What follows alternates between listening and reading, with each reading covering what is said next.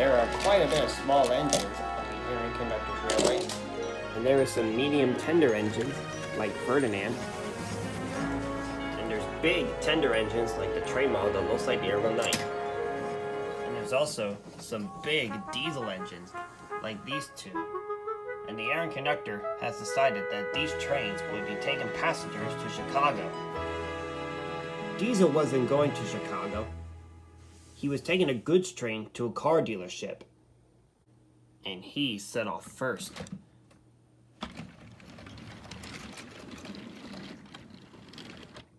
And then the other trains set off next. Then there was trouble.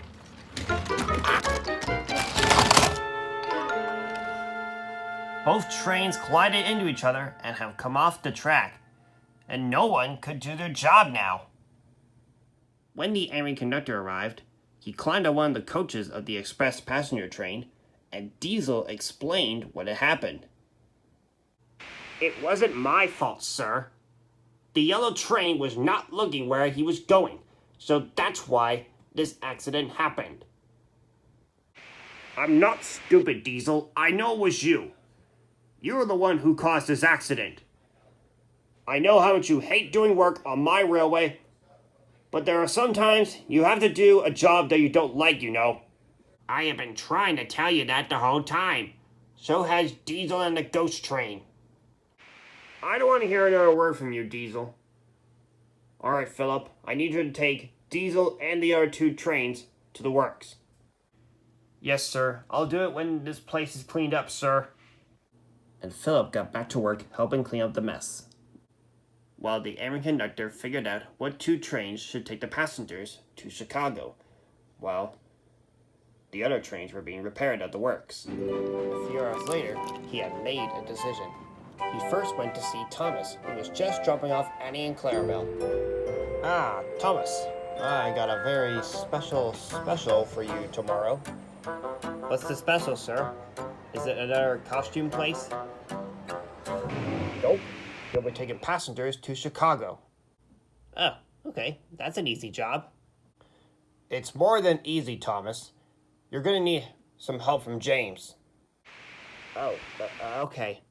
Thanks for telling me, sir. And also, Thomas, you'll be taking the passengers that were on the express passenger train." "Okay. I got it, sir. And you'll be starting in the morning." "Got it too, sir." Next, he went to see James. "Ah, James. I was hoping to see you here." "Well, I was just coming back from a passenger run, and thought I'd just sit in this shed for a little bit until my next passenger train." "Well, you got a big train heading for Chicago tomorrow." "Are you saying I'm supposed to be taking a lot of passengers tomorrow?" Yeah, you can call it like that and everything. "And you'll be helping Thomas tomorrow with the passenger runs, and you'll be taking the passengers from the yellow passenger train." Okay, got it, sir." So while Thomas and James were taking passengers to Chicago, the train model that looks like the Airman 9 will be taking the other two trains' coaches for a little express ride. Philip got the coaches ready into place.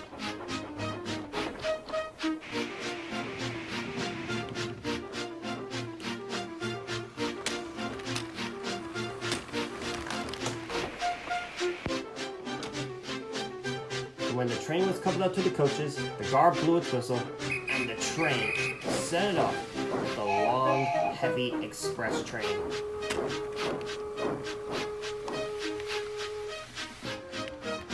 And at Edwin Station, Thomas and James were picking up the passengers that were going to Chicago. "Well, since I have more coaches, I expect I know why I'll be giving more passengers."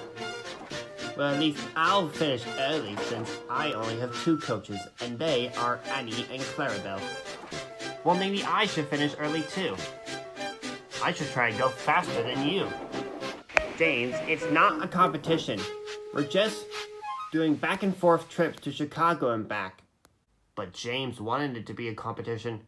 So when he felt sure everyone was on board, he raced out of the station as fast as he could, before the guard could even blow the whistle. Thomas sighed. He'll get into an accident if he goes so fast. You can say that again. So when all the passengers were on board Annie and Clarabelle, Thomas set it off to go see if James had derailed. His best guess was the water site. But when he looked inside the fountain, he didn't see James in there. So his second guess would be the main line, which I'm pretty sure you know James has had an accident on the main line before. And on the main line, James was going fast. It's like he was showing off. James, do we need to go this fast? I want to finish first, Rena, since Thomas only has 2 coaches, and I have 3. Oh, come on, James. We left him far behind. Can't you just go a little slower? But James wasn't listening to Monty. He was going faster and faster, leaving Thomas far behind. And Thomas knew that James was going to run out of water soon because of how fast he was going, and it was getting a little bit dark when Thomas reached Chicago and was approaching the station. And James was already there waiting for him. He had waited 45 minutes for Thomas to arrive when he finally did. I won the race. I won the race. Slow coach.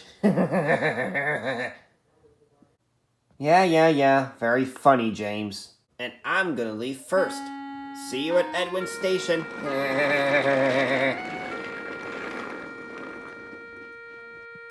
Thomas just said nothing as he waited for the passengers to get off and started to move again.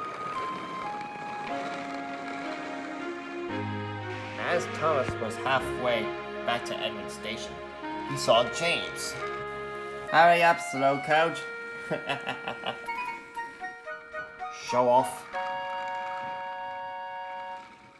It was morning when Thomas got back to Edwin Station, and it was still dark.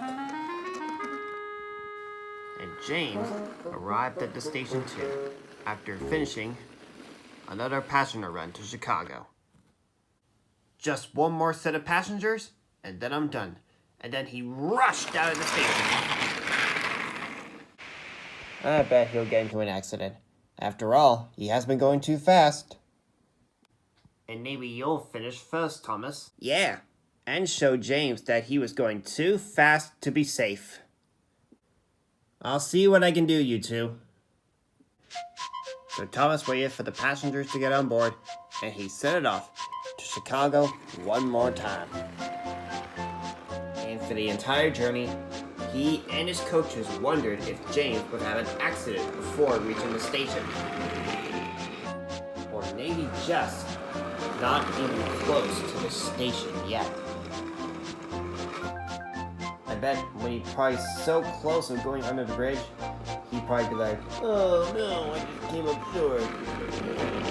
I like to see his face when I cross it. So do us.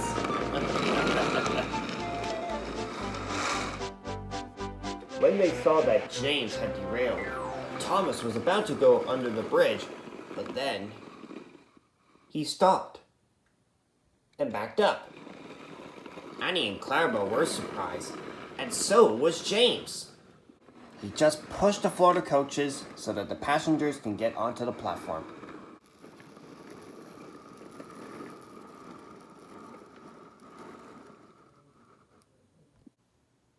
Thomas, you could have won. I know, but I just felt like getting the passengers to the platform was more important. Well, more like your coaches. Yeah, I suppose you're right.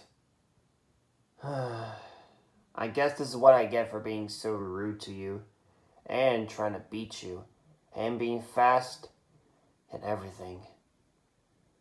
I'm sorry, Thomas. It's okay, James. Now, let's get you back on track. When James was back on the track, he and Thomas set it off back to Hogwarts and to Edwin Station. So basically, Thomas had to push James and pull the Florida coaches, since James was a little bit damaged, but his wheels were good enough to be moved. And in a few hours hours later, they were back in Hogwarts.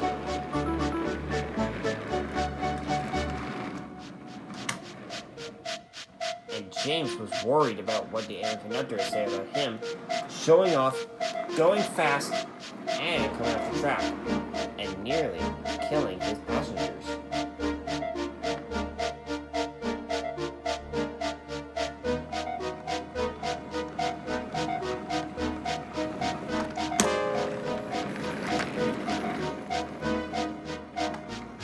He found out as soon as he and Thomas arrived at Edwin's station, as the air conductor was waiting for the two. Thomas, I am pleased with your work, but not with James's. And as a result for you, James, you will be sitting in your shed until you are wanted. Yes, sir. Sorry, sir. And Percy will look after the Florida coaches in the meantime. Yes, sir. So after what the air conductor had said, I'm sure they'll teach James a lesson. Don't you?